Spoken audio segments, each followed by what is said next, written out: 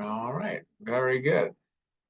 So, welcome, Camp Pegasus. Thank you for joining me. I'm really happy and excited to share tonight's content. This is part two of a three-part series throughout the summer program.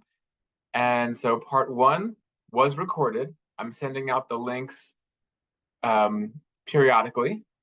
If you are in Mini Pegasus right now, it's in the newsletter on a daily basis. If you're there this session. And so this is part two. Part one was setting up the positive cycles of reinforcement and positivity that increase kids' motivation to repeat and practice their social skills, and also creates an instant acceptance for who they are. So those are the positive cycles that we set up together in part one. Tonight we'll be focusing on compassionate social coaching, which is how you can coach your child and provide for them incidental social learning opportunities just when life happens, when there's a social miscue or misunderstanding, or if they have some big feelings. So that's our topic tonight. If you are just meeting me, if you did not come to the orientation or view the orientation, my name is Mike Fogel. I'm the founder and director of Camp Pegasus and the social skills therapy program that spawned Camp Pegasus, which is the art of friendship. I've been doing social skills therapy since the year 2000, and it's become, I sort of fell backwards into it, but it's become my passion and my joy and my thrill. So let's get going. Resources for you. First, I have a YouTube channel, and it's full of videos like this, all about various aspects of supporting your child who is neurodiverse. And so things for anxiety, temper, frustration, various social skills, conversation skills, they're all up there. And so check that out at this QR code. This slide will appear at the end as well if you don't want to click on it now. And I wrote a book that actually this presentation tonight excerpts one of the chapters of the book. This is one skill module within the larger program. And so this book essentially is the home program of Camp Pegasus. So feel free to click on this. The online is the left one, but you can also get it at a discount on site. So when you're doing pickup or drop off, if you want to pop in, we have a QR code there, and you can purchase the book for $15 instead. But if you want to get it online, you can click that QR code, which will appear again. All right, end of housekeeping. Let's dive in.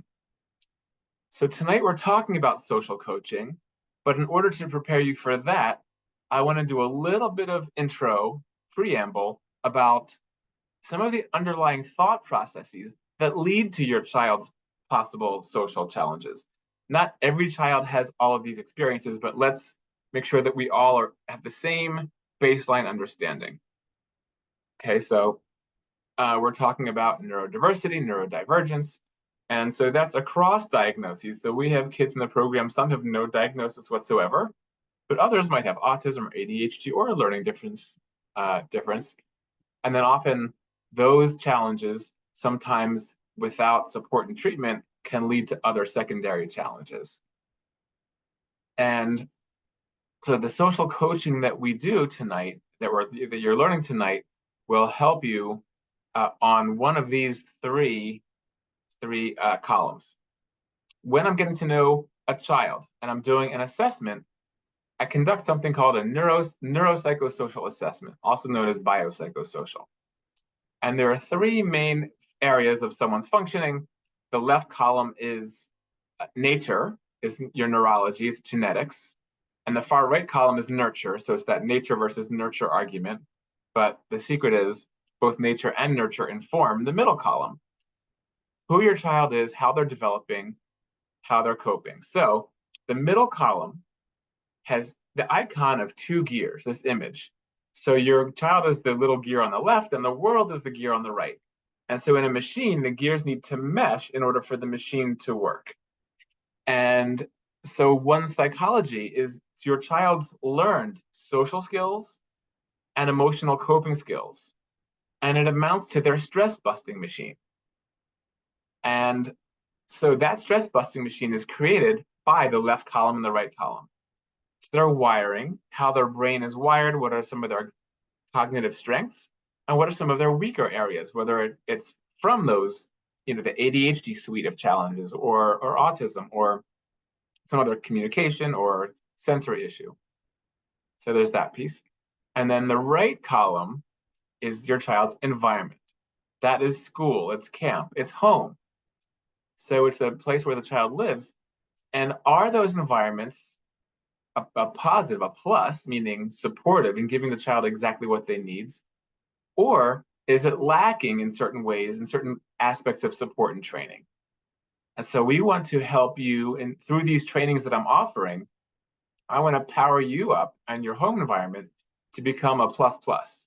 So that way you're contributing to your child's psychological factors, right? Their social engagement, their learned social skills, and their learned coping skills. I also show this to emphasize the brain part. Some of the times when your child is struggling socially, it's because of these brain-based challenges. Your child might be misreading certain social cues or not infer what is expected in a certain social situation. What are the unwritten social rules? So for the child who has social skills challenges, there's a gap, like this image, there's a gap in this bridge of connectivity. And that's one of the reasons, one of the things that makes it hard for your child to engage comfortably in the neurotypical world, where the neurotypical kids, they seem to get the owner's manual. They infer the social rules and they learn from their social mistakes, and somehow magically they seem to understand it. So the things that we do in our program is we're trying to help your child fill in some gaps. Our social lessons teach understanding of what to expect and also some skills of how to engage. So we're trying to help them fill in the gaps so that they can more comfortably engage with less anxiety and less frustration and pain. Okay, so if we're going to prepare you to help you fill in those gaps and do some of that incidental teaching of social skills, I want to share the top 8 social cognition skill gaps. These are some of those gaps in social understanding that your child has that are so important for you to understand. Once you hear these, a lot of the ways that we talk about social skills with your child will make a lot of sense. So this is the royal road to social coaching. So the number 1 answer is on the board. The biggest challenge for most kids with social issues, social challenges, is intuitive and inferential learning. That's being in a social environment, reading the room, and figuring out, what's expected in this situation versus another situation. So that is a big challenge for the kids. Theory of mind, I'm going to define all of these in another slide, but taking other people's perspective. Social cause and effect. My behavior causes reactions in others. More on that in a moment. And gaze. Is your child using their eyes and their ears to read verbal and nonverbal social cues? We're going to talk about those. There's some other interesting sort of building block cognitive skills that may be impacted by social challenge or that may impact social challenges. And one is this figure ground. I'm going to define that in a moment in a slide that'll make it very clear. What's the most important thing to focus on in a social environment? Big picture versus detailed thinking can be a challenge, and that can lead to disagreements, arguments, and misunderstandings. Cognitive rigidity. We're going to talk about inflexibility, perseveration, sticky thinking. And the 8th one we'll describe in preparation for social coaching is pragmatic language, what to say, okay, in different social situations. So let's unpack those 8 so that you know some language that you can use to talk to kids about challenges. All right. So the first one is intuitive and inferential learning. This is somehow reading the room, being in a social environment, feeling what's happening, figuring out, oh, this is what I'm supposed to do. That involves reading social cues. That can be hard. And also learning from your social goofs. A lot of kids who I work with, and especially the younger the child, the more this applies in the earliest years in preschool, ages 4 and 5, 3, 4, 5, 6. Kids are out there. It's their first experiences navigating the social world. And so they might be looking for attention as an example from someone. So they might then it might not be sure of what to say. So they might get attention through physically. So poking. So they go poke, poke, poke, poke, poke to a friend, and the friend goes, stop. And they go, well, they didn't get the attention that they wanted. So they go poke, poke, poke, poke, poke, stop. Poke, poke, poke, poke, poke, stop. Leave me alone. You're bothering me. And then the child who struggles to read social cues might say, well, they're being mean. Not reading the social moment. And they might not realize, not only did that friend not want them to poke them now, but they probably won't want them to poke them tomorrow or the next day. And child B across the room probably doesn't want to be poked to get attention either. So reading social cues, learning from your social goofs can be hard. But if we can help unpack that and describe those in a really kind way to your child, then they can learn from their social mistakes, and then they can up their game. So some direct instruction will be a part of this. The second critical cognitive gap that a lot of children have who are neurodivergent is theory of mind, also known as perspective taking other people's perspective. And so what's involved in that, you can see in this picture of the person who is in the boat in this cartoon is looking off and is like, oh, I'm excited, there's land. He's been in a boat forever. Meanwhile, the perspective of the other person is, they've been on the island all this time. Oh my gosh, a boat. I'm so excited for a boat. Kids might have a hard time flipping their perspective if they have weak theory of mind. And so we have a lesson that we teach, which is different kids have different minds, which helps kids both understand and then accept that different people have different thoughts and feelings and motivations than I do, than you do. That's critical in play, in accepting someone else's opinion, in conversation, and not over talking on your favorite subject. If you have theory of mind, you might recognize, oh, my friend's getting bored if I talk too long about Pokemon or our favorite subject. So theory of mind is critical, super essential, and it also is a precursor of empathy. To realize that someone else might be feeling something different than I am in the moment. So theory of mind is something that we have to include in our social coaching all the time. I'll explain how in just a little bit. Next, we're going to talk about social cause and effect. A lot of the kids that come to us in my therapies or in camp don't have a great, especially real-time awareness that my actions cause reactions in others in the environment. And so, for instance, they might, in my previous example, they poked for a while.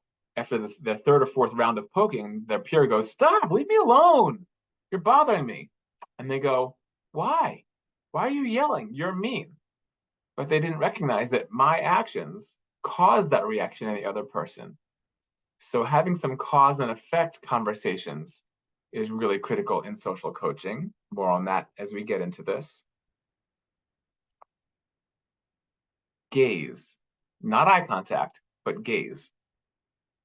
One thing that a good percentage of the kids that I work with struggle with is knowing when and where to place their eyes, to aim their eyes in a social field, in a social situation. And so what we do is we have a lesson that we teach, and we'll cycle back to later in the summer. We already taught it in session 1 about caring about others with your eyes. And so we teach it, we have these eye pointers, and whatever you point at is whatever you can think about. And it's what you care about. So we are not asking a neurodivergent child to make eye contact because, eye contact, direct eye contact that's boring in on one another can actually be very flooding and overwhelming. So we're not asking for eye contact, but at key moments, can you check in? Can you just pop your eyes up and see how someone's face looks? Happy, sad, comfortable, uncomfortable, and back to whatever you're doing. Check in. And if a grown-up is giving instructions, it's also helpful to get their attention to make sure that your child hears you. So, okay, can I get your caring eyes? Eyes on me, right? So we want to talk about getting eye contact and what are you looking at, and directing kids' eyes to just the right subject when you are doing social coaching. Again, that'll come in handy later. So I'm going to alert you to that. Here is number 5. This is what I talked about earlier, figure and ground. So in figure ground experiments, these illusions, our eyes have a hard time figuring out, well, which is in the foreground, which is the object to focus on, and what drops to the background.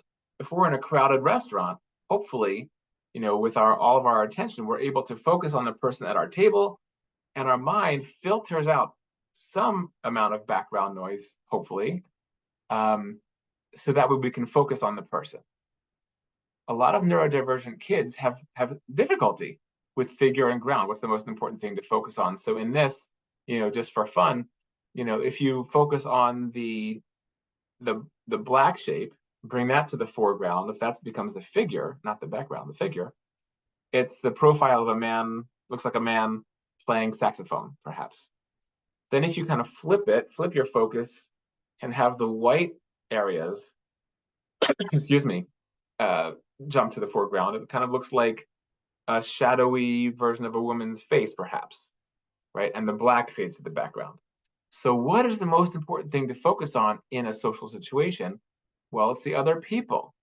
It's not objects, it's not inanimate objects, toys, technology, it's the people. But again, for the person who that's hard for, we're not saying exclusively focus on people, that's hard, but can you tune into people just at the right moments? Okay, so what's the most important thing to focus on? Next, we have this cool image for big picture thinking versus detailed thinking. A lot of kids that I work with get into little trouble, little conflicts with other people and grown-ups sometimes because they are brilliant at detailed thinking, but they have a harder time with the big picture. And so an example of detailed thinking is rules. And we have a lot of kids who are the rule police and kid correctors, and they'll tell other kids, you're not supposed to be doing that. We're supposed to be lining up now. So they're like miniature teachers. They're correcting other kids because they're thinking about the details. In school situations, kids might get into arguments at recess. Imagine a recess yard and a group is playing kickball. One kid kicks the ball and it lands really squarely on the foul line, right? No one can really tell if it's fair or foul, but someone who over focuses on details says it was foul, it was foul, it was foul, and they will argue that foul rule to the death. And the rest of recess is all about arguing that one call. Meanwhile, the game is ground to a halt. No one's having fun. There's 17 more minutes of recess, but now it's all about the argument. Versus if you think about the big picture, well, what is the big picture of playing kickball or sports? Well, it's supposed to be fun. Yes, winning and losing is a part of it, but the big picture is it's supposed to be fun, and you want to earn another game. You want to play some more. And so teaching big picture and helping kids to move their mind from whatever they're focused on, if there's a conflict about details, well, what's the big picture here? That's why our core lesson in Camp Pegasus is the team for fun. That's big picture thinking. The big picture is everyone here wants fun, and it's everyone's job to keep it fun. So we're teaching big picture thinking, and that's the last of these underlying cognitive challenges. We're going to point back to these when we talk about social coaching. So thank you for moving through that with me. Kids who are neurodivergent across diagnoses often are really misunderstood. I mentioned that their issues are brain-based. This is how their brain is wired, but the brain causes behaviors. And again, with that gap in social understanding, the neurodivergent child sometimes acts differently. They act atypically relative to their neurotypical peers. And often that causes others to react negatively. This negative feedback cycle can be very painful. Kids feel misunderstood. Often they might feel either rejected They might feel like they're being punished for things that they can't control. They're not aware of. If they lack awareness, they simply don't know what they're doing, or if they don't know how to do something. So from teachers, the negative feedback, well, is the next slide we'll talk about. From peers, stop, leave me alone. You're bothering me. That's so weird. They might get that kind of feedback. Or if your child, remember the gear icon, if they're having a hard time engaging, maybe they're anxious and they're avoiding, so they're not even engaging with the world, with their gears. So that's a form of a negative feedback cycle. But in particular, for tonight's purposes, I want to talk about correction. It is so common for any caregiver, parent, grandparent, aunt, uncle, teachers, camp staff, to get sucked into negative cycles with a neurodivergent child. And so often the type of correction that we give is very what I call perpendicular. You can see the top left image of a fist hitting this, it's very perpendicular. So it's very direct and it feels a little bit confrontational to a child. So what I mean by that is, child does something or says something and the teacher says, that was inappropriate, say you're sorry. So that was inappropriate is very direct. Say you're sorry is very corrective. It's very sort of controlling. And then on the back end, even if kids get mad, if they get upset, if there's an argument, sometimes it's like, it's your fault. Right, it's your fault. Why did you say that? That was mean. So a lot of these kind of comments, perpendicular redirection. Versus what I want to propose tonight is more of congruent coaching, right? Where your hands are kind of mirroring each other. It's the opposite of this very perpendicular feel that can really chip away and contribute to the negative cycles. So we're going to reverse those negative cycles and we're going to create positivity. So your child can feel like this, like a champion. We're going to accept who your child is in the present, but with our coaching, with a hopeful eye for tomorrow, a hopeful eye for the future. That your child is going to learn from this social miscue. And just to get your mind ready for really effective social coaching, I want to point out a few bullet points here. So you want to get your mind ready for creating positive cycles and maintaining them. So instead of what a child can't do, right? So the negative control and containment, very medical model approach to neurodivergence is, well, what are your deficits? What can't you do? It's a disability focus. But really, in our positive cycles, we want to identify to your child, well, what can you do? What are you already doing well? And what new skills are you learning that are exciting? So what can you do? What do you already do well? And in parent training #1, which again, you can watch online, you can learn about how to create the positive cycles of reinforcement. Tonight, we're going to be focusing on, well, what to do when there are miscues. Second bullet point is keep an educational and developmental model, meaning your child is a social learner. Every child is a social learner, but especially your child, and social learning is a little bit harder for your child. So we want to keep an educational model in contrast with the control and containment model. That's the one that's, get back in your seat. Get back in your seat. That was inappropriate. Say you're sorry. Right? Those kind of messages, that's all about control and containment. Sit down and be quiet. Cooperate or else. That's essentially the message that a lot of kids get. Traditional schools still are holding on to that in a lot of cases. So we're trying to educate, we have to advocate to schools about seeing kids' social behavior as a work in progress. And every social miscue is a learning opportunity. That's where we're going with this.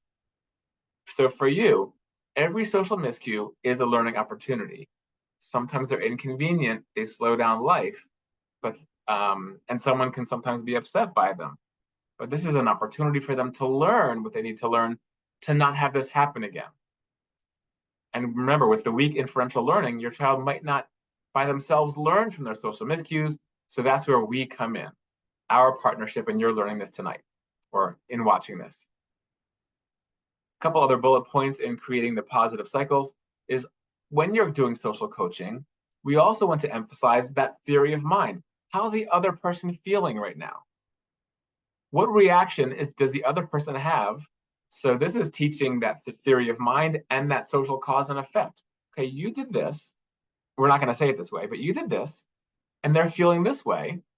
So what can you do to help them get back to fun? That's a part of our conversation. And with any social coaching, can we please keep in mind that this is hard? This is hard stuff. Social is tiring, and it's might be one of your child's weakest areas. And I think we find a lot of patience and grace for the child who is dyslexic and they have a hard time reading. So we connect them with teaching methods that are just right. Often they're getting special ed, or there might be even in a special education private school, if they're fortunate to be able to go and get a very specific type of education that supports that. And then we have patience. We don't want to embarrass or shame them for not knowing how to read. Well, I think that we should consider some of the social challenges almost like a social learning difference, and let's find compassion because it's hard. With all that in mind, now we're going to move into what you can do to support your child through their social miscues. Okay, so this is a part of the 𝗷cie system that I teach to our staff, I teach to schools when I'm doing consultation. It's a part of my book. My book was actually written before I called it the 𝗷cie system, so it doesn't have the acronym ARCH, but it has all the ingredients. Okay, so the 𝗷cie method overarches and it wraps around a child's whole social functioning. And so we covered the A and the R in the first parent training. Anticipate and teach, so we're teaching social lessons, we're doing skill building. And the R is when your child is out there navigating their social world, we're trying to catch and credit them for any positive socialization that they are able to muster. So we're reinforcing and rewarding those abilities that your child has, and especially new skills that they're working on. And the C is what we're going to focus on tonight: compassionate social coaching and problem solving.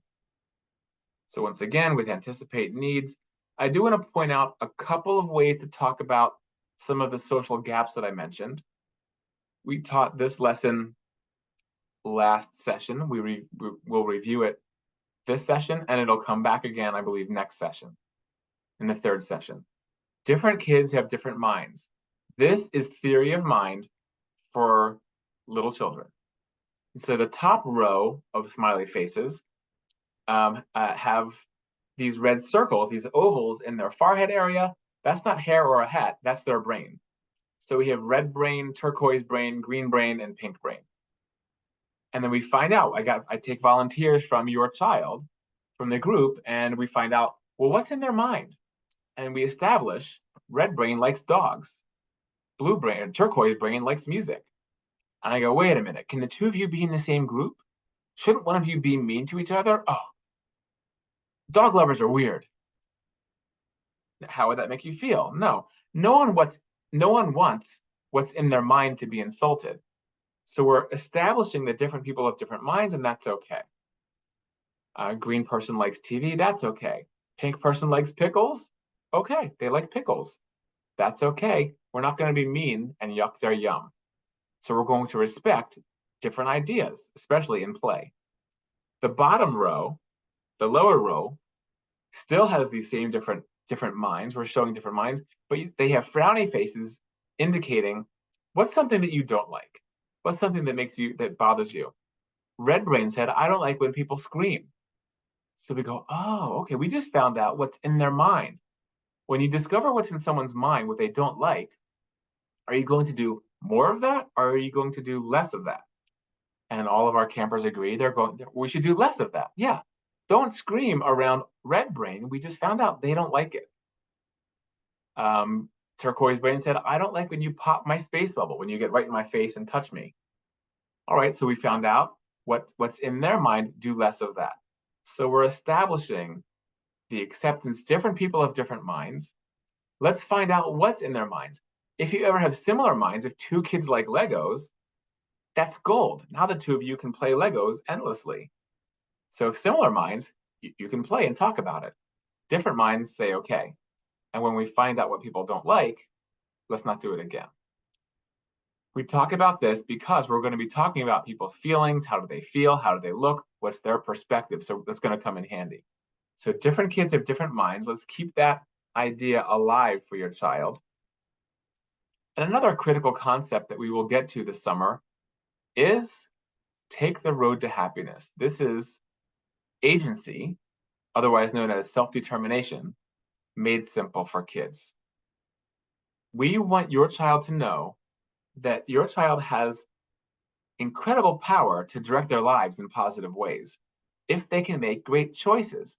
And life is made up of an endless stream of choices. And in this, the way we teach it, and you'll hear this later, you'll read about it in the newsletter in session 2.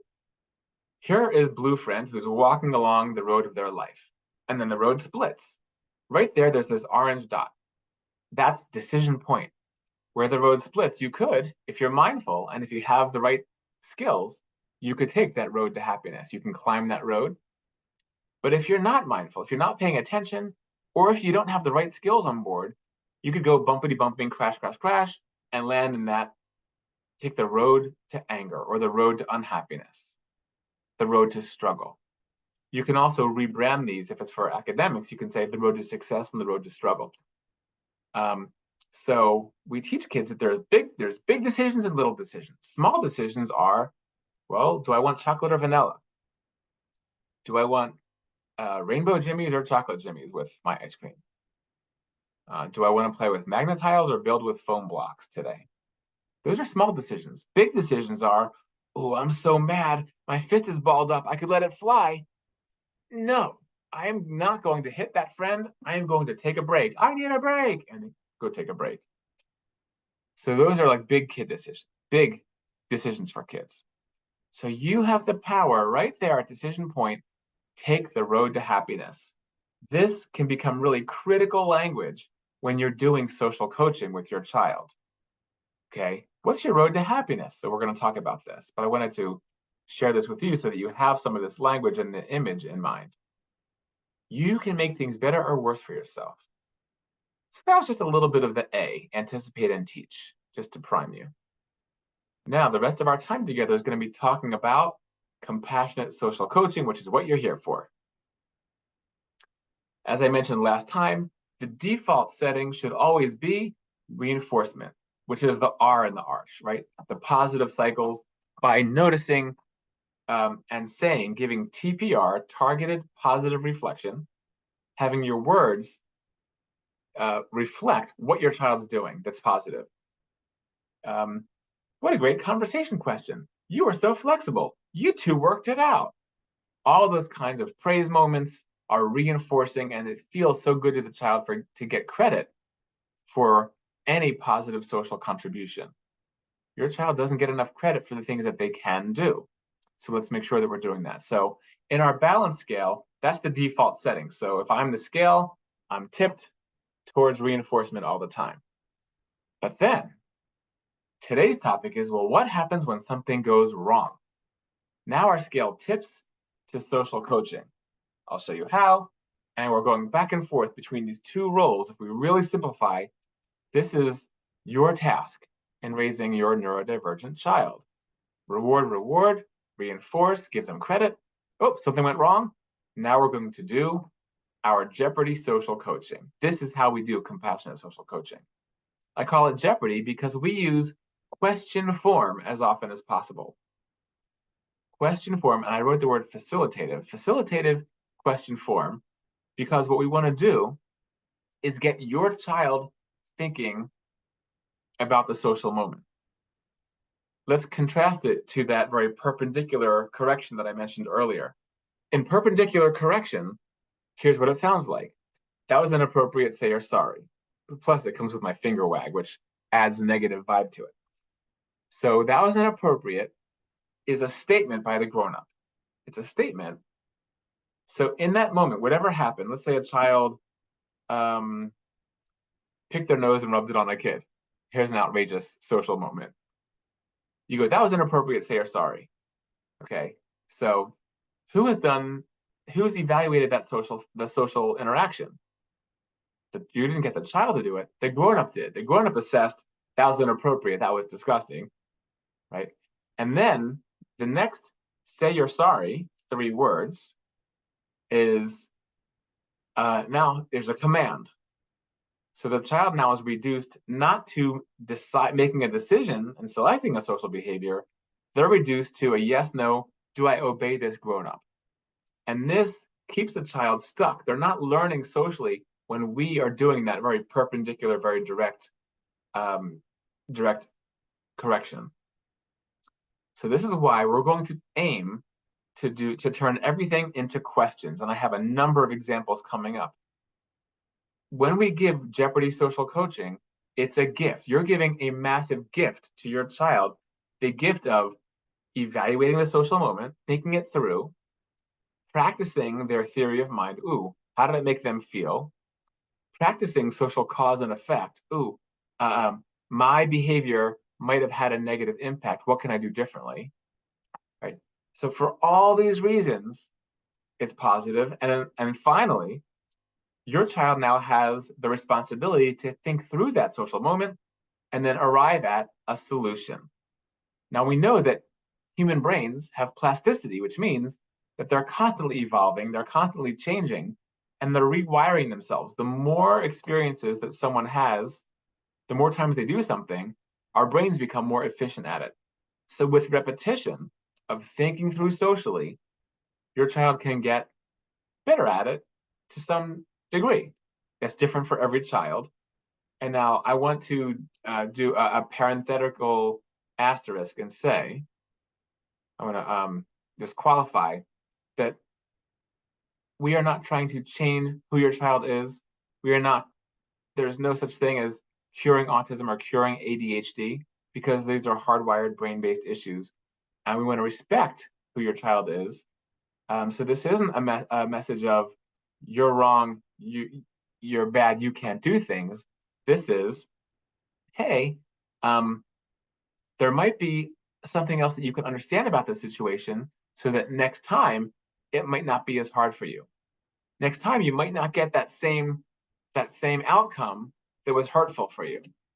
So that's our objective here.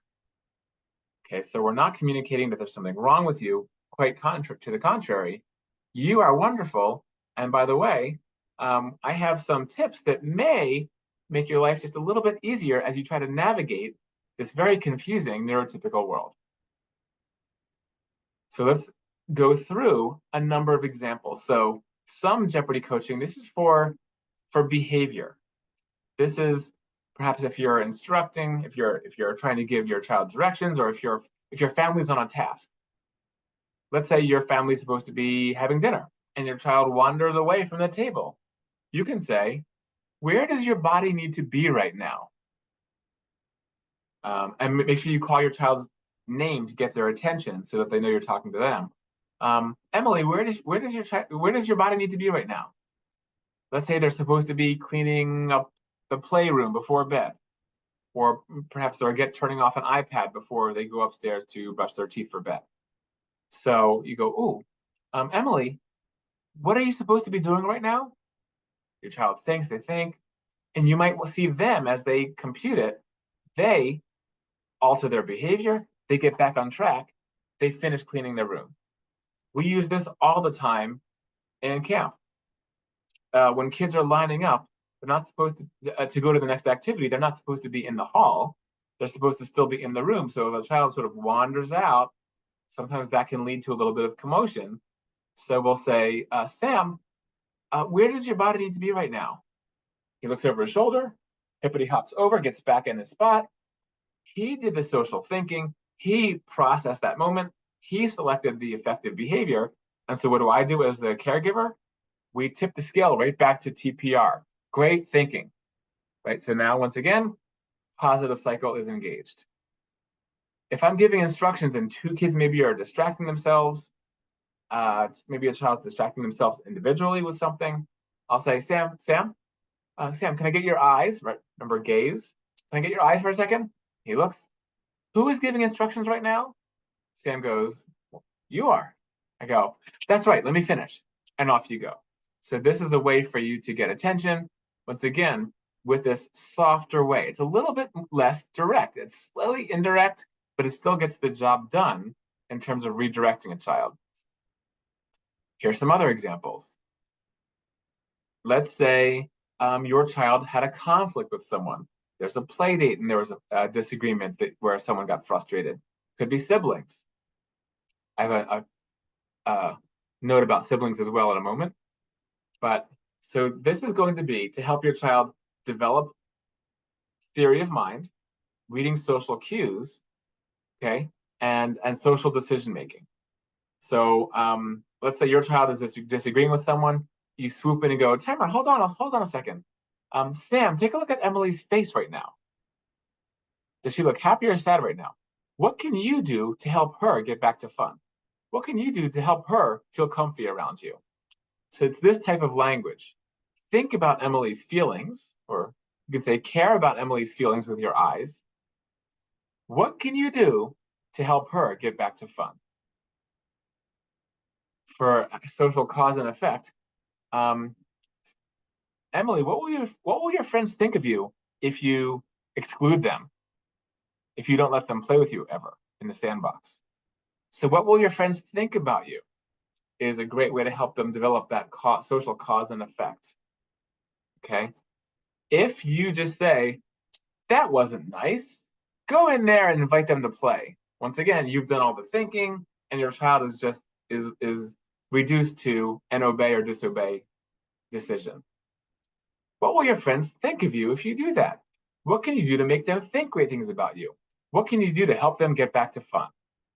So you see, question form, child thinks, well, maybe I can say I'm sorry and invite them to play. And you say, okay, go ahead, go try that. That's great. Your child came up with the idea, and then off they go. And then we go right back to TPR. Great thinking when they go and invite the child to play. You did it. You used your play words. You invited them to play. Chips for you. So this is how we do it all day at the program. This is what I teach to the schools that I consult at and the families that I consult with as well.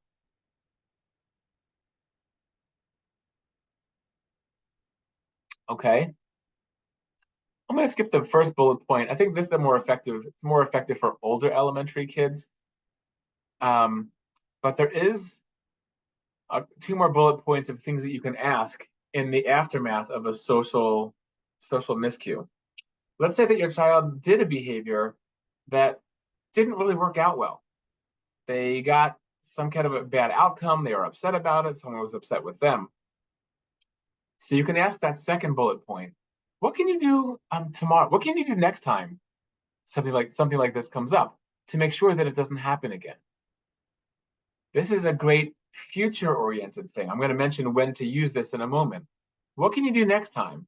This is a classic therapy line. I have used this. I learned this in the mental health world 7 years before I ever met my first neurodivergent client. How did that work out for you? What can you do next time to make sure that this doesn't happen again? And once again, if we're talking about your road to happiness, what behavior would be your road to happiness? What can you do to get back on your road to happiness? You can say, ooh, that didn't look, is that the road to happiness? You look a little upset right now. What can you do to get back on the road to happiness? You can also, every time you read the social lesson of the day in the daily newsletter, you might think about this because there are little bits of coaching language that I put in there that you can use with Jeopardy coaching. So with the gift behavior that we wrote about yesterday, we went over and we reviewed with everyone. Stink bomb versus gift behavior. You can say, ooh, that behavior looked a little stinky. What would be a gift behavior you could do instead? So you can turn just about all of our social lessons into question form. Team for Fun. What would a Team for Fun do? If you were on the Team for Fun right now, what would you do? So you can see that the language that you read in the newsletters, now you can employ it, knowing that you're actually using it with compassionate social coaching. That's the purpose of it. All right. Conflict. Let's talk about if two kids are conflicting with each other. How do you jump into that? Here's my sibling comment before we go forward. Kids are often their better selves, their best selves in public, with school, or with camp. Somehow they know that just like you or I, that we have to like elevate our game. We muster a little bit more emotional energy when we're out in the world. When we get home, we all regress a little bit. We all can revert to like we're a little bit more relaxed, and that's when kids might feel like, oh, I'm in my safe place, and so they might act out a little more. And so, and there's also sibling rivalry, which is different than peer relationships. So these things can be a little bit different with siblings. I say that as a preamble, but nevertheless, still, if you incorporate this kind of talk with siblings, it can help. And so let's practice it. And so let's say that two kids are disagreeing. Okay, your job is, so let's say, and so at first it begins as a disagreement, and you can hear like, nuh-uh, yeah, huh, let's try this. No, I don't want to do that. And maybe it still sounds it's a little bit productive. They're trying to work it out.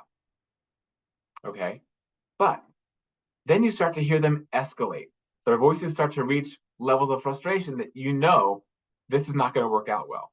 So now, don't wait till your blood is boiling when the kids are fighting and they're at each other's throats. You want to do that just below that threshold. So first, you're listening. Can they work this out? Can they work this out? No. Zoom. You swoop in and you go, hold on, kids, hold on. What just happened right now? Child A, what happened? How did that make you feel? Child B, take a look at how did that make you feel? Look at each other's faces. Are you happy or unhappy right now? Something else you can ask. Are you guys happy or unhappy right now? Unhappy. Okay. Well, what can the two of you do to get back to fun? If they are calm enough, if they haven't totally gone to a full tantrum or meltdown yet, which we'll talk about in parent training number 3, if they're calm enough, maybe just maybe they can propose something different. What can the two of you do to get back to fun? Well, maybe we can compromise, or I can give her a turn. And that's when you might, once you find out what's going on as they describe it, you can then problem solve with them too, if they're calm enough. More on that later. So once again, you swoop in. Hold on. Child A, how did that make you feel? What's going on? Child B, what's going on? How did that make you feel? And what can the two of you do to get back to fun? If your kids are too upset, if someone's temper has flared and they're in a meltdown or a tantrum, now they just need a break. So do not try to continue the negotiation and problem solving if there is an actual tantrum. Do not, because you're going to escalate it.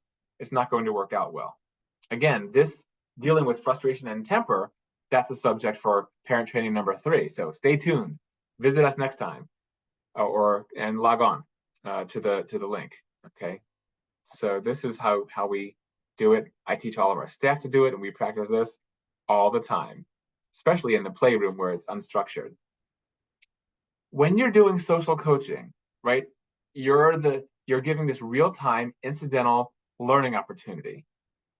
And I always teach our staff that there are 2 levels of social coaching, both of which are good. And just about all social coaching involves level 1. So level 1 is now, and level 2 is later. So usually social coaching initially involves, let's immediately solve this problem. Something's gone wrong. Let's solve the problem and get back to fun. Let's solve the problem and decrease the level of frustration.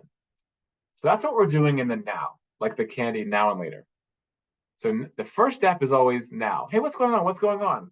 What can the two of you do to get back to fun?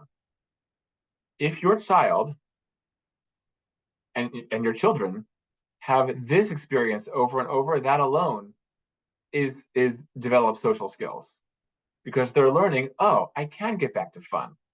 We can solve the problem. The later piece that I believe is critical for social learning is, okay, yes, we're solving this now, but is there a takeaway that your child can have so that they can apply to the next time this comes up to maybe prevent it. That, I believe, is true social learning, right? So yes, solving the problem is great. And again, sometimes you just need to solve the problem to get on with the day. But when possible, see if you can go to the later. What's the larger takeaway here to prevent the same issue from happening later? So now I want to, share with you the language that goes into that. I touched on it earlier. We're still doing Jeopardy coaching. So let's check off the now box, right? What can you do individually to get back to fun? What might be a good, oh my gosh, my mouth is moving too fast. What might be a good way to handle this? Okay, so if these are the only two scripts you learn from tonight, that's great. What can you do to get back to fun? What can the two of you do to get back to fun? Or if your child is, facing something that's frustrating, what could be a good way to handle this? How do you want to handle this? That's in the now. These are two fairly universal scripts that you can rely on. Write them down, commit them to memory, and you can use these over and over.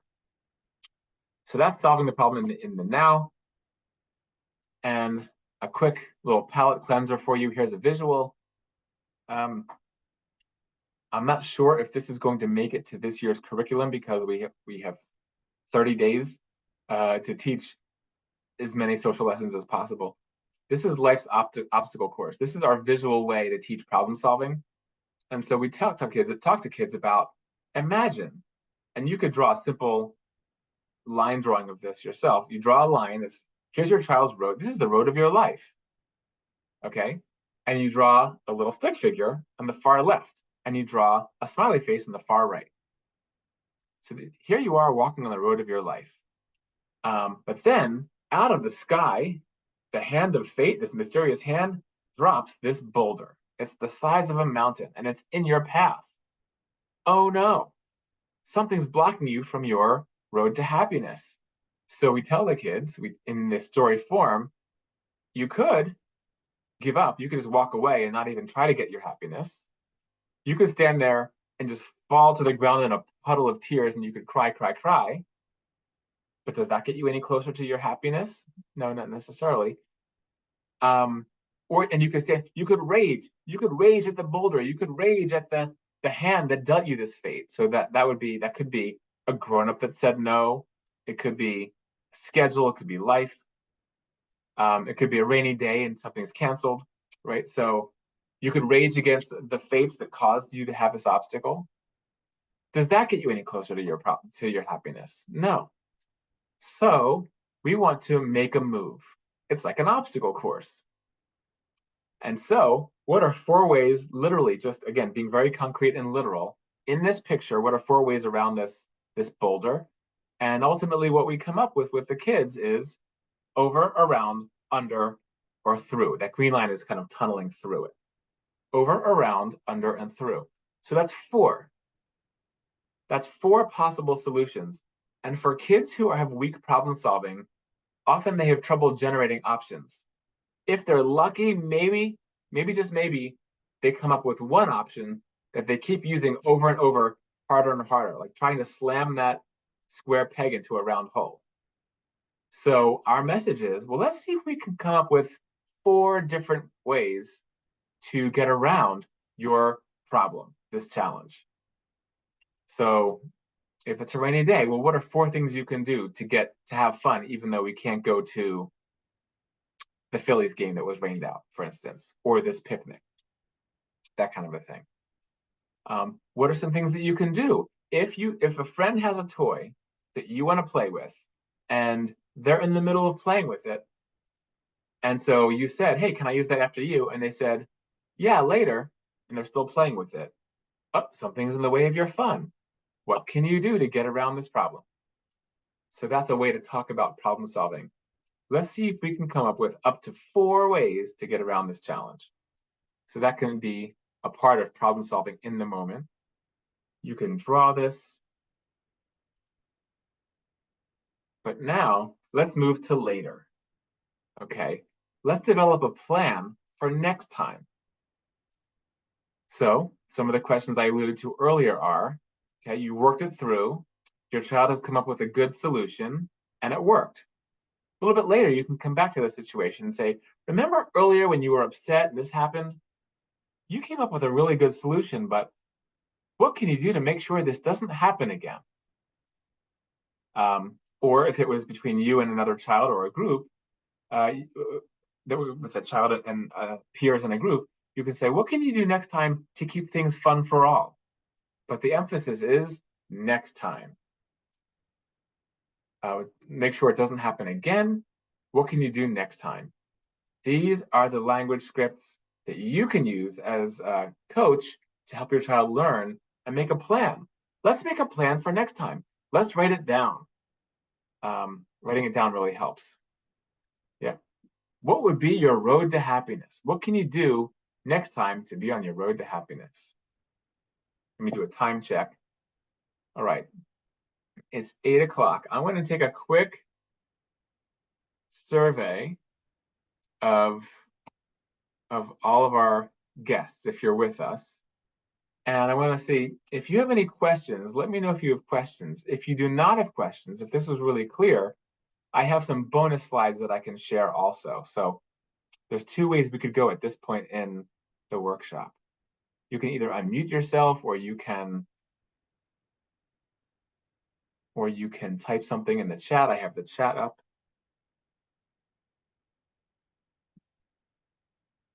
Okay.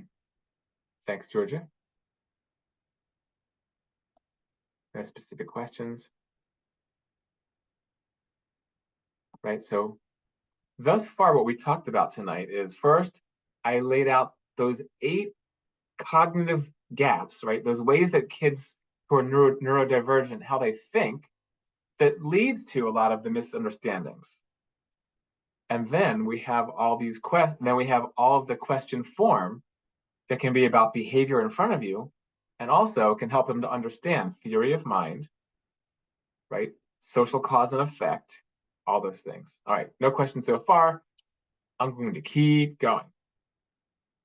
Let's talk about feelings. That's why I have all these beautiful hearts up on the screen. Thanks all for your feedback. No questions, we're going to press on.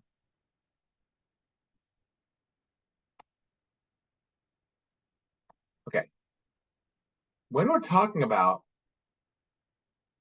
feelings, if you're going to problem solve, let's say your child, is struggling with something in the moment socially, but they're upset about it. If you go too quickly into correction or into question form, they're going to be like, but they're going to be too upset to talk about it. So we always have to deal with their feelings. And so the best way to do that is to use more reflective language. So you want to do this active listening that conveys empathy. You sound sad. That sounds scary. Well, that must be confusing for you. If they're really coming at you and their voice sounds very angry, like, and this happened, and that, and that, you start with, well, you're mad. And they go, yeah. So all those very quick ones, the first four bullet points, I have them as kind of quick, because if you can say that, your child then feels emotionally heard. And so you sound sad. They go, yeah, I am. And if they acknowledge, yeah, that's the way they feel understood. And sometimes, once in a while, your empathy alone will actually help to diffuse the situation. So leading with empathy. If they have those feelings and you're talking about, well, did you see how they feel? They're going to feel unheard. They might escalate to anger, and it's not going to be productive. So always lead with empathy. If you're already in discussion, you can say things that are a little bit longer form. I hear how frustrated you are. Why don't you take a break? Hold on. You're too upset to talk right now. Right? I hear how frustrated you are. If your child's still coming at you, but no, I don't want to try that. It's too hard. It's too scary. You can say, like, I get it. So convey that you get it. Literally, you can say those words, I get it. And they repeat back your understanding. You're worried that blank's going to happen. And they go, yeah. So you acknowledge them. Huge. When we go right to problem solving, that's a part of negative cycles. Kids who are neurodivergent, who are working on social skills, can sometimes feel like they're your biggest project and that they're just projects to work on. So we want to make sure that they retain their humanity and we're honoring their feelings. So that's the purpose of that. So reflect. First step, if there's emotion present, we have to lead with empathy before we get to social coaching. Let's go deeper. If there are feelings, sometimes young children, like yours, feel like whatever feeling they're having is the worst thing in the world and it's forever. Oh, it's never going to get better. No, it's the worst. So certain language that you can use can help reinforce the idea that yes, they're having these feelings, but they're ephemeral, they're temporary. Sounds like you're worried about that right now. How do you want to handle it? Right now is this tremendous language. It's 2 words. If you can throw in the words right now, it emphasizes, okay, this will pass. This is temporary. You know, you're going to be able to get back to fun. You and Emily are annoyed at each other right now. Right now. This friendship can survive, right? You're annoyed at each other right now. I wonder what you can do to get back to fun. Right? So leading with empathy sounds like you're worried about that right now. How do you want to handle it? Question form. So now we're stacking the empathy piece into a question. Reflect question. Okay, so I got that. So this is how we can work with kids when there are feelings involved. Let's keep going. Lost my cursor here. Here we go. This is a teaser for next time, but I do want to point this out. When I mentioned feelings in these last 2 slides about leading with empathy, that's really helpful at sort of lower levels, everyday levels of emotion.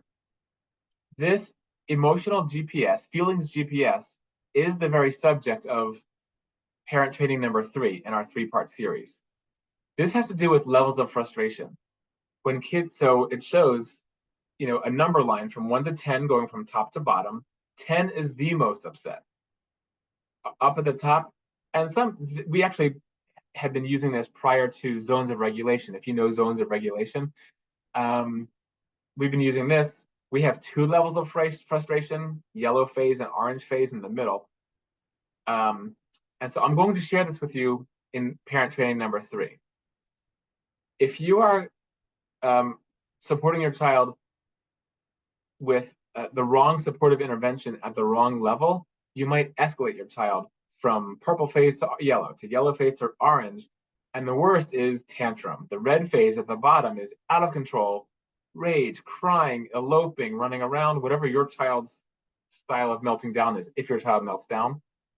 So I just want to point out that the 2 previous slides about leading with empathy are most helpful at earlier stages. And we're going to talk about high levels of feeling next time. Okay, we're going to talk about that next time. So to be continued, teaser, a little teaser trailer for next time. Let's go talk about behavior. When your child is upset about things, when they pull a behavior that doesn't really work for the family, for a group, or they're getting upset, I think about it in terms of the iceberg theory, and I want to share this with you in this cartoony way, right? Behavior that you see is on the surface. Behavior is what you can see and hear.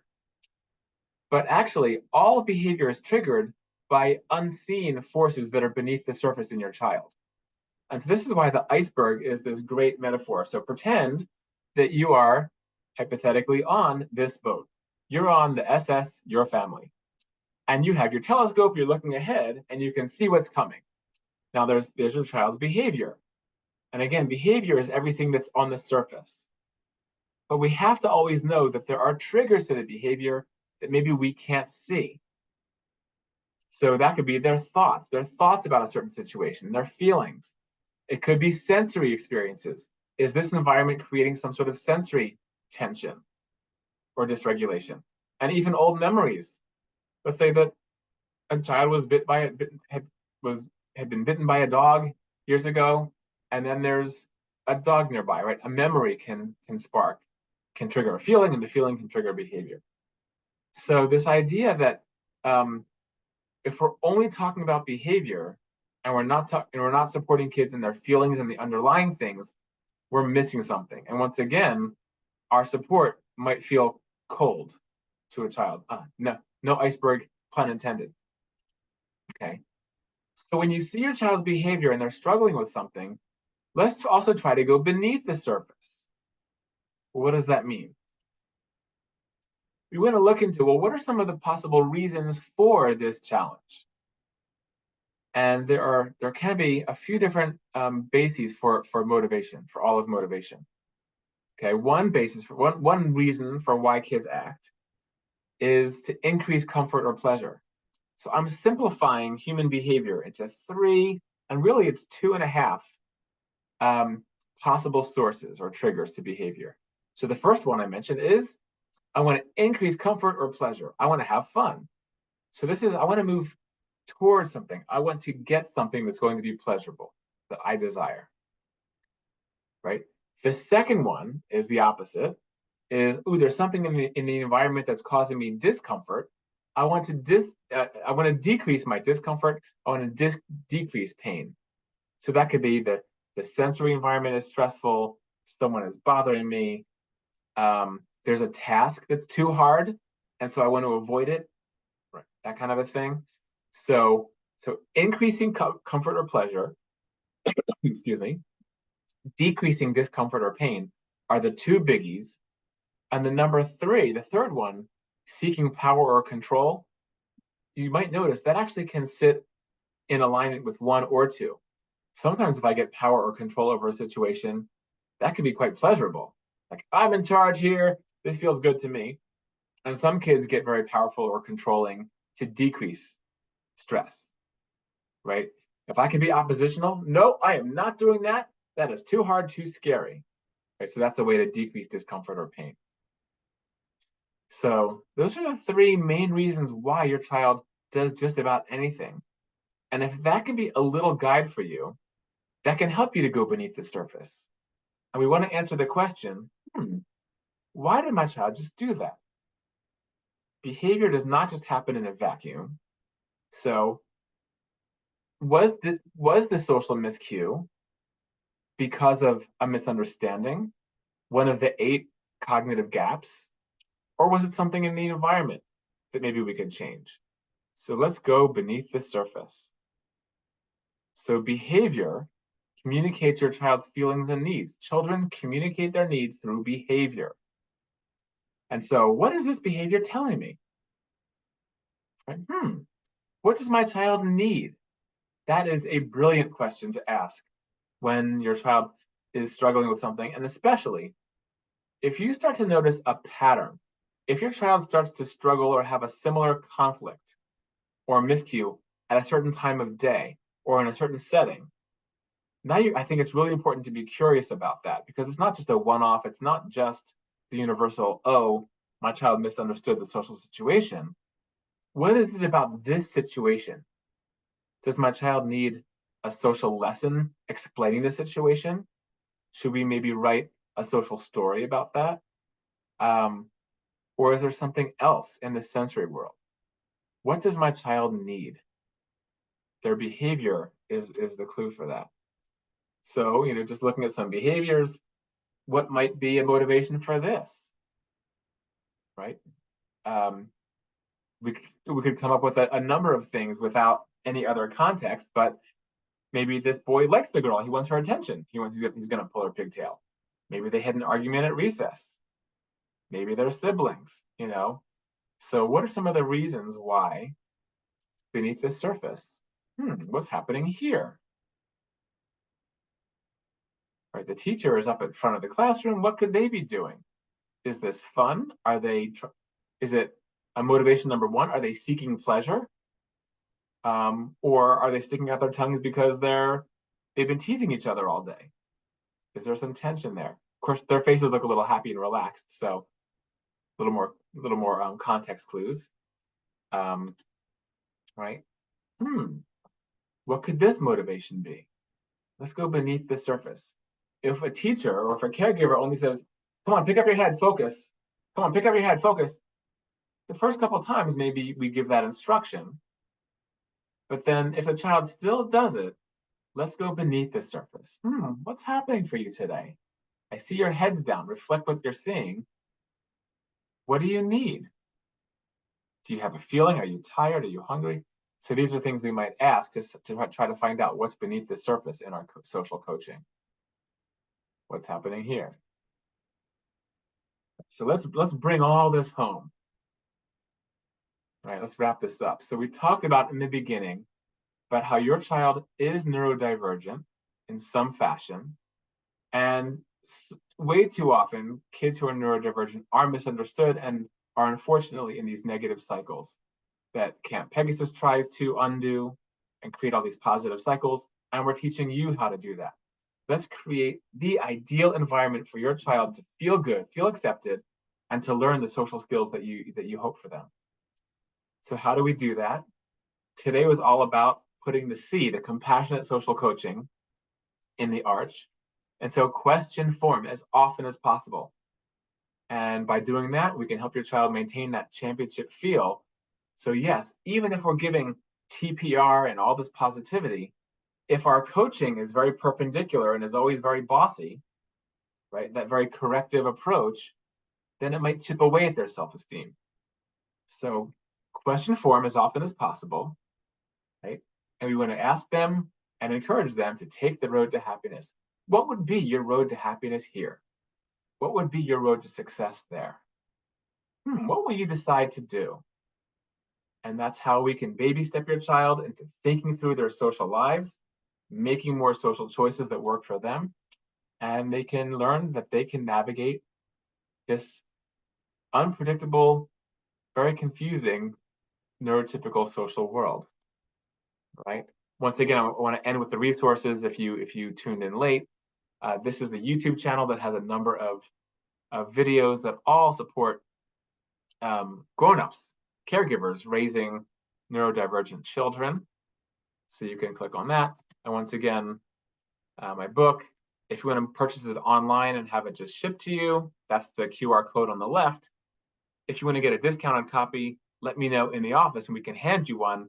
And we have a QR code for $15, so it's a $3 savings for in-person folks. All righty. So that ends the presentation, and I can take any questions if you so desire. Okay, let's see. I'll stop sharing.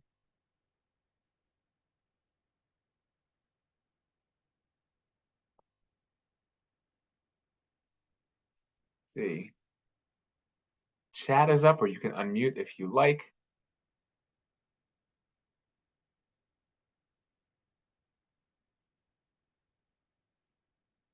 All right, great, thank you.